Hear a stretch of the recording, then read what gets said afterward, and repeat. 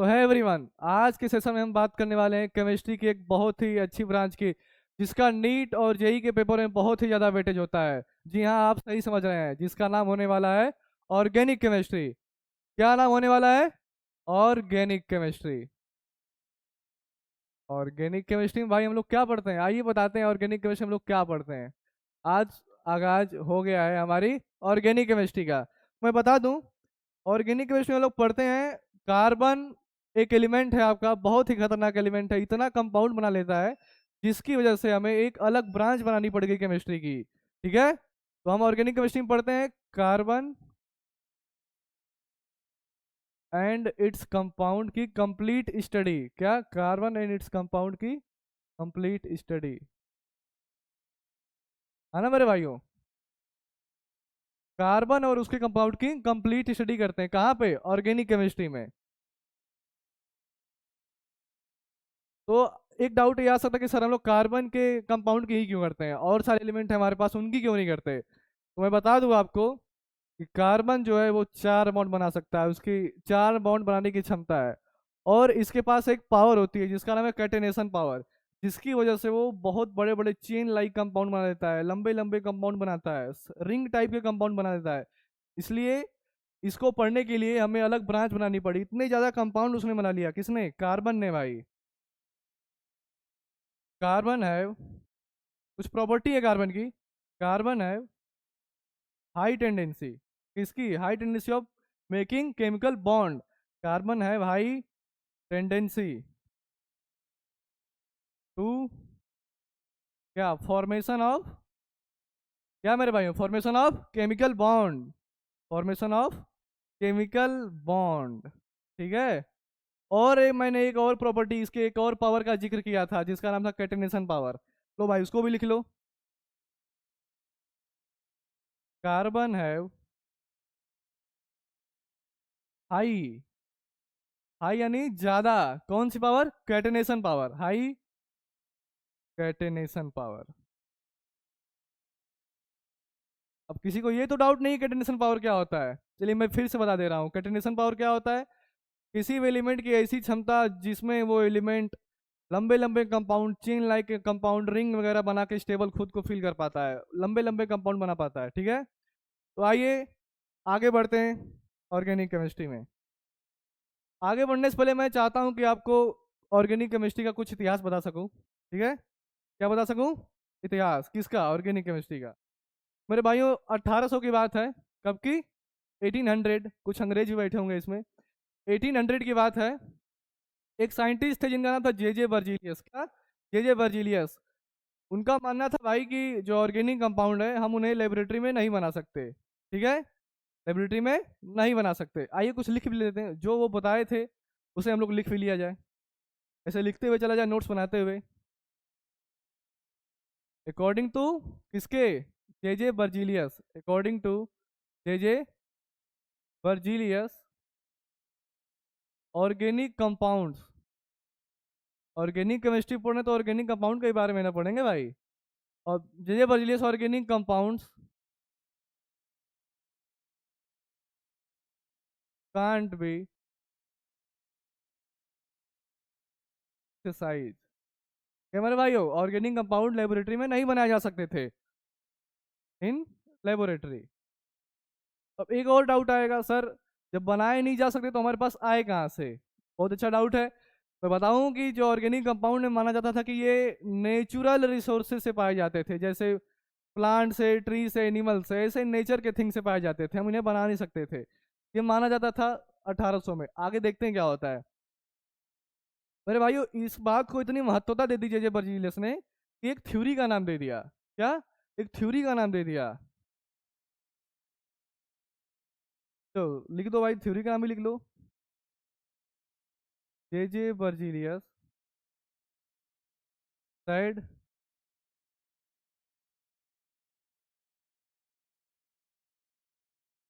Organic.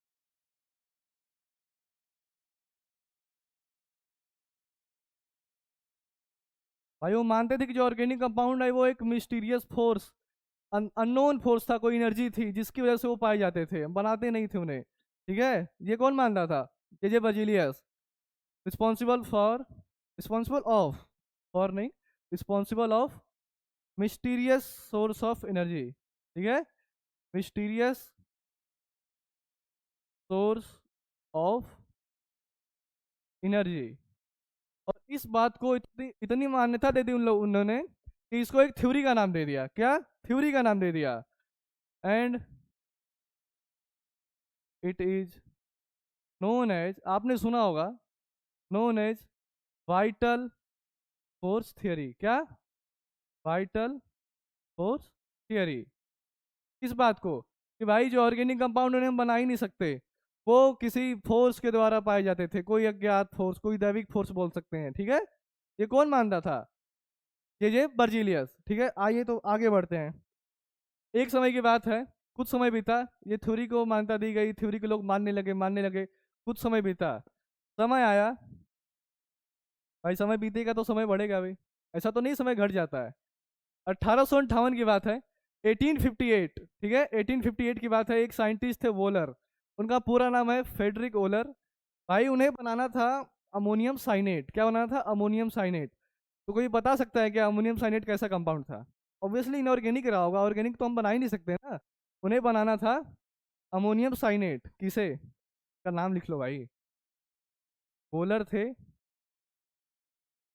Volar एक scientist है, उन्हें बनाना था अमोनियम साइनेट,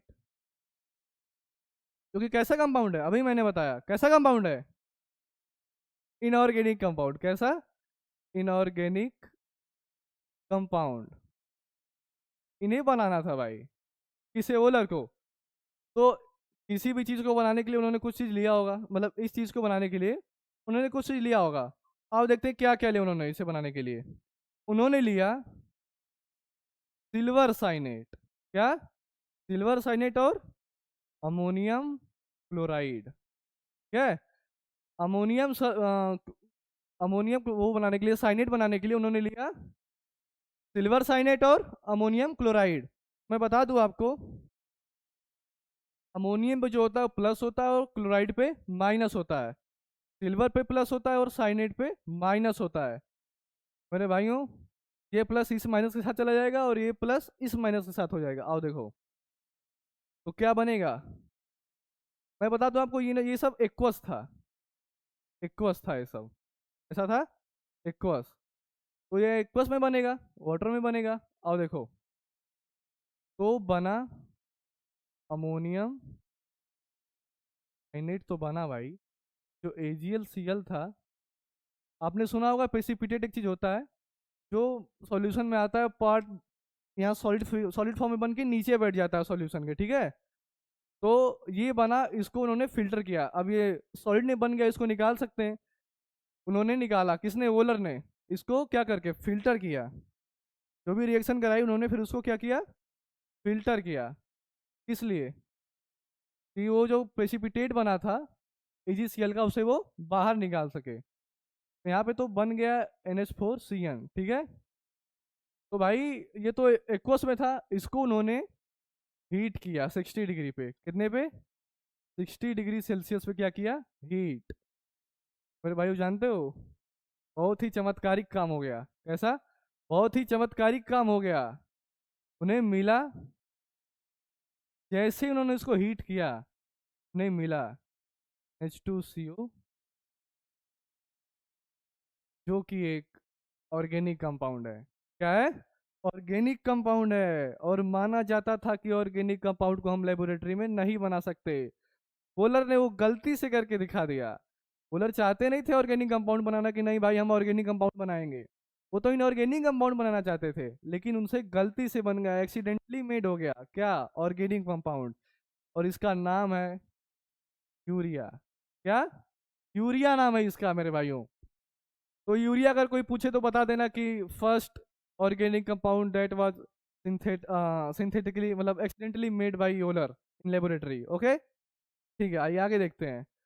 तो भाई ये जो रिएक्शन कराई वोलर ने, ये एक्सपेरिमेंट किया, ये क्या प्रूव करता है? कुछ बात बताता है भाई, बहुत बड़ी बात बताई है। जो जे बर्जीलियस की थ्योरी थी उसको डिस्कार्ड कर दिया, इसको वायलेट कर दिया। तो कुछ लिख लेते हैं हम लोग। द एक्सपेरिमेंट प्रूव्स डेट, कुछ बता रहा है एक्सपेरिमेंट हम लोग को। पहला पॉइंट लिख लेते हैं भाई, organic compound, organic compounds, urea एक ऑर्गेनिक कंपाउंड है, वो लेबोरेटरी में बनाया जा चुका ओनर के द्वारा।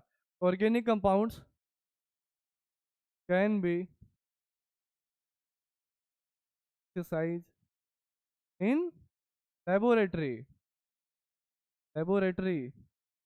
अब जब लेबोरेटरी में ऑर्गेनिक कंपाउंड बन गए तो जो थ्योरी थी, वाइटल फोर्स थ्योरी, क्या वो रही अब? क्या उसको लोग सच मानेंगे? अभी भी नहीं। तो according to this experiment, according to this क्या एक्सपेरिमेंट,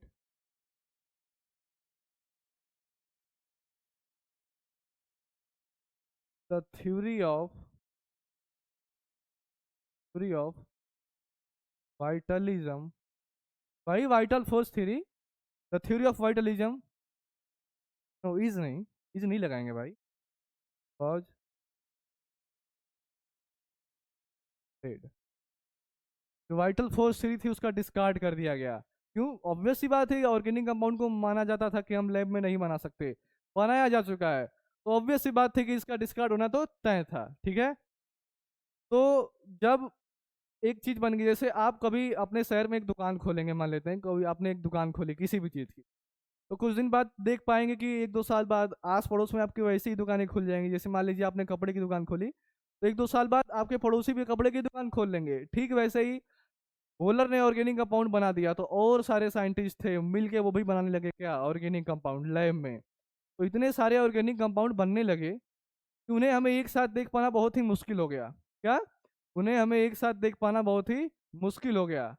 तो ऐसे ही हमें अपने आसानी के लिए हमने कोई फॉर्मूले बनाए, कुछ फॉर्मूले बनाए, किसके लिए? ऑर्गेनिक कंपाउंड को रिप्रेजेंट करने के लिए। ठीक है। हमने कई सारे फॉर्मूले बनाए ऑर्गेनिक कंपाउंड को रिप्रेजेंट करने के लिए। आइए अब उन फॉर्मूलों को देखा जाए, क्योंकि अब ऑर्गेनिक कंपाउंड बनना शुरू हो गए, तो उन्हें देखना भी जरूरी है। तो हेडिंग लगा लीजिए, रिप्रेजेंटेशन, क्या? Representation of organic compound. मेरे भाइयों, एक कंपाउंड, आइए पहला उसमें हो जाएगा हमारा, पहला फॉर्मूला हो जाएगा हमारा बॉन्ड लाइन फॉर्मूला। कौन सा? Bond line formula. फॉर्मूले के कुछ नियम है, तभी अब फॉर्मूला लगेगा। ऐसे नहीं कि कुछ भी कर दें, जो ये कहेगा वही करना पड़ेगा भाई, इसको लगाना है, इसके नियम को हमें फॉलो करना होगा। आइए देखते हैं क्या कहता है। कहता है कि जो कार्बन कार्बन बॉन्ड होंगे ऑर्गेनिक कंपाउंड में, उन्हें हम एक लाइन के हेल्प से दिखाएंगे। क्या कहता है? Represent, represent carbon carbon bond with carbon carbon bond and other bond atom with the help, with the help of a line. एक लाइन के लिए हम लोग दिखाएंगे, with the help of line, but never draw, मतलब draw या represent हम कभी नहीं दिखाएंगे, कभी नहीं बनाएंगे कौन सा bond, but never draw CH bond. भाई हम कार्बन कार्बन बॉन्ड दिखाएंगे, कार्बन के अलावा और जो एटम आएंगे उनके बॉन्ड को दिखाएंगे, लेकिन जो CH बॉन्ड होगा उसे हम नहीं दिखाएंगे। ठीक है। और एक पॉइंट बताता है भाई कि अगर हमारे पास लंबे कार्बन एटम का कंपाउंड है, हम अगर एक कार्बन से दूसरे कार्बन पे जा रहे हैं, दूसरे से तीसरे पे जा रहे हैं, तो किसी भी जनरल एंगल पे हम टिल्ट हो जाएंगे, किसी भी जनरल एंगल पे हम मुड़ जाएंगे। ठीक है। तो आइए इसी को एक एग्जांपल के साथ देखते हैं, आप लोग कुछ ज़्यादा समझ में आएगा। ठीक है, एग्जाम्पल के साथ देखते हैं, आप लोग को ज़्यादा समझ में आएगा। जैसे हमको मिला है CH3 ये कंपाउंड है जिसपे 2 कार्बन है। ठीक है, तो मैं आपको एक चीज़ दिखा दूं। जैसे ये कार्बन है, ये 3 बॉन्ड बनाया है किसी और एटम से, यहाँ पे H है, तो ये वाला जो बॉन्ड है ना, इसे हम कभी नहीं दिखाएंगे। जो हाइड्रोजन जुड़ा है इसे हम कभी नहीं दिखाएंगे। ठीक है, जो बॉन्ड लाइन फॉर्मूला होगा उसमें हम H बॉन्ड को नहीं दिखाएंगे। ठीक है, जैसे ये है, इसको हम बॉन्ड लाइन फॉर्मूले की हेल्प से सिंपल ऐसे दिखा सकते हैं, ऐसे दिखा सकते हैं, ऐसे ही दिखा सकते हैं। ये जो इंड है, ये एक इंड ए है, ये एक इंड ये है। तो जो ये इंड है वो कार्बन कंटेन कर रहा है। ठीक है, तो कहोगे भाई कार्बन तो कंटेन कर रहा है, ये समझ गया हम कि जो इंड है वो कार्बन कंटेन करेंगे। हाइड्रोजन कहाँ गए? अरे हाइड्रोजन मैंने मना कर दिया कि हाइड्रोजन को नहीं दिखाना है। ठीक है, वो सेटिस्फाइड है, हमें पता है कि यहाँ पे हाइड्रोजन लगे होंगे, 3 हाइड्रोजन यहाँ पे लगे होंगे। ठीक है, हाइड्रोजन बॉन्ड को हमें नहीं दिखाना है। इसे हम ऐसे भी दिखा सकते हैं, इस कंपाउंड को हम लोग ऐसे भी दिखा सकते हैं, सिंपल एक लाइन खींच दिए तो ये वाला स्टार्टिंग का एक एंड ये एक एंड ये कार्बन कंटेन करता है। अब तो रही दो, अब यहाँ पे 3 आ जाए। अगर 3 कार्बन का कंपाउंड हमें मिल जाए, ठीक है, अगर 3 कार्बन का कंपाउंड हमें मिल जाए तो कैसे बनाएंगे? मैंने कहा था अगर हम दूसरे से तीसरे कार्बन पे जाएंगे तो किसी भी जनरल एंगल पे टिल्ट हो जाएंगे, यानी मुड़ जाएंगे। आइए देखते हैं, मुड़ना बहुत जरूरी है। एक कार्बन ये वाला रहा, एक कार्बन ये, अब हमें किसी एक जनरल एंगल पे मुड़ना पड़ेगा। लो भाई, तो एक कार्बन ये, एक कार्बन ये, एक कार्बन ये, 3 कार्बन हो गए हमारे पास। और 3 कार्बन हमारे इस कंपाउंड में भी थे, और 3 कार्बन हमारे इस बॉन्ड लाइन फॉर्मूले में भी हैं। एच कहाँ गए? एच सेटिस्फाइड है, कार्बन 4 बॉन्ड बना पाता है। 2 बॉन्ड यहाँ पे इसने बना लिया कार्बन से, 2 H से। एक कार्बन इस कार्बन से बॉन्ड बनाया है, 3 H से, वो सेटिस्फाइड है। ठीक है, आइए अब और सारे एग्जाम्पल देखते हैं, अच्छे अच्छे एग्जाम्पल देखते हैं। ठीक है,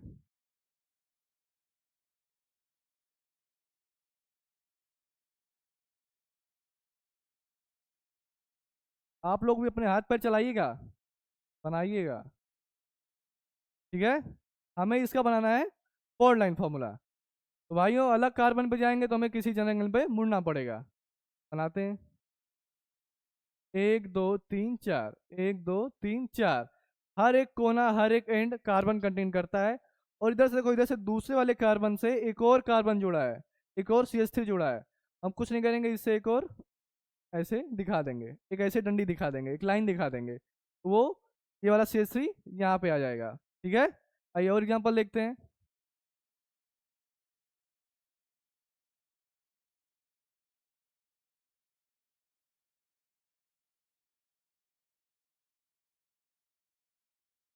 मैंने बोला था CH बॉन्ड को नहीं दिखाना है, उसके अलावा हमें हर एक बॉन्ड को दिखाना है, हर एक बॉन्ड एटम को दिखाना है। ठीक है, CH बॉन्ड को अभी नहीं दिखाएंगे, उसके अलावा जो भी बॉन्ड आ जाए, जो भी बॉन्ड एटम आ जाए, हमें सबको दिखाना पड़ेगा। ठीक है, आइए देखते हैं कितने एटम है, 1 2 3 4, 1 2 3 4 एटम है।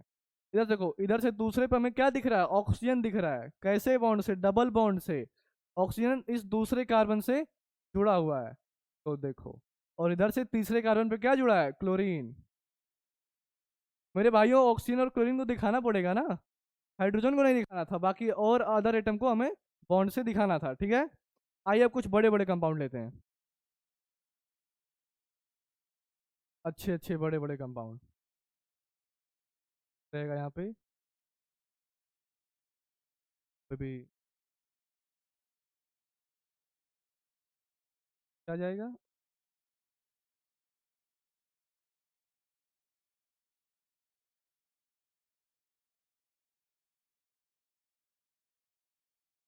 CH3। ठीक है, इसका मॉडलिंग बनाते हैं हम लोग, कोई घबराने वाली बात नहीं, बड़े बड़े कंपाउंड आएंगे हम लोग इजीली बना लेंगे। क्या? सी को, अगर सी पे एटम बजाएंगे हमें बस टिल्ट होना रहेगा। जैसे रहेगा ये देखो, इससे जुड़ा है, इसके इससे जुड़ा है। ये नहीं कि बस हम मुड़ते जाएं और सी को सी से जोड़े ही ना, ऐसा नहीं करना है। जो सी जिस सी से जुड़ा है, मतलब जो कार्बन एटम जिस कार्बन एटम से जुड़ा है, उसको उससे जोड़ना पड़ेगा, बॉन्ड के हेल्प से जोड़ना पड़ेगा।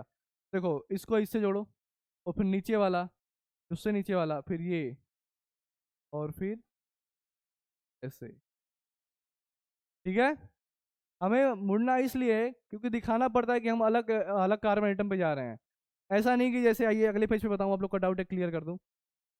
अब जैसे CH3 CH2 CH3 दिया है ना, अब ऐसा नहीं कि हम एक लंबी लाइन खींच दिए तो एक लाइन में हो जाएगा, ऐसा नहीं। इसका मतलब आप कितनी भी लंबी लाइन खींच दें, कितनी भी लंबी लाइन ड्रॉ कर दें, ये स्टार्टिंग वाला एक कार्बन यहाँ पे रहेगा और लास्ट वाला एक कार्बन यहाँ पे रहेगा, यही रहेगा बस। बीच में कोई कार्बन एटम नहीं आ पाएगा। इस बॉन्ड लाइन फॉर्मूले में बस दो ही कार्बन है, ठीक है। हमें तीसरा कार्बन दिखाने के लिए किसी भी एक जनरल एंगल पे मुड़ना ही पड़ता है। यहीं अगर हम ऐसे मुड़ जाएं तो मेरे भाइयों एक कार्बन ये, एक कार्बन दूसरा ये, तीसरा कार्बन ये वन कार्बन, ये टू कार्बन, ये तीसरा कार्बन, ठीक है। तो हमें मुड़ने के लिए, मतलब मुड़ते इसलिए हम लोग हैं किसी जनरल एंगल पे कि हम कार्बन एटम को दिखा पाए, ठीक है। और भी एग्जांपल देखते हैं हम लोग, अच्छे अच्छे एग्जांपल देखते हैं, खतरनाक खतरनाक बड़े बड़े, जिसको आप लोग करके बहुत बड़ा बना देंगे छोटे सवाल को भी ना करके, ठीक है।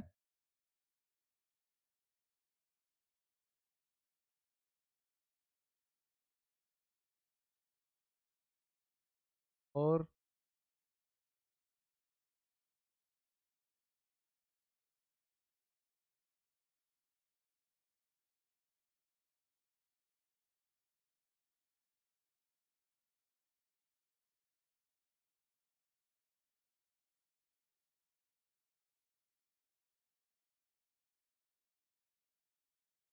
करते रहिए, खुद से करते रहिए।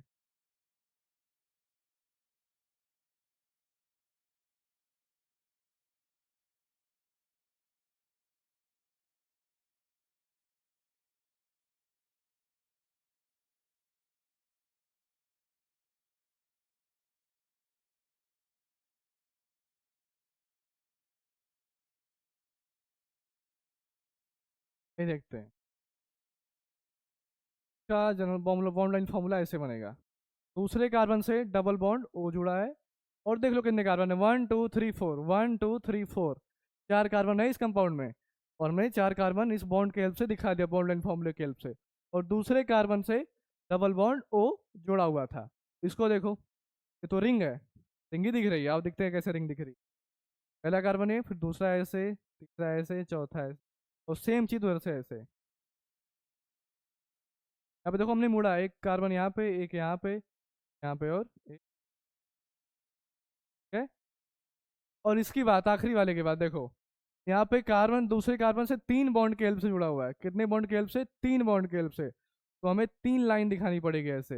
ये तो हमारे तीन कार्बन हो गए जो सिंगली बॉन्डेड है, लेकिन जो पहला कार्बन दूसरे कार्बन से तीन बॉन्ड बनाया हुआ है तो उसको हमें ऐसे दिखाना पड़ेगा, ठीक है। ऐसे दिखाना पड़ेगा। आओ डबल बॉन्ड के, ट्रिपल बॉन्ड के कुछ और एग्जांपल देख लेते हैं हम लोग।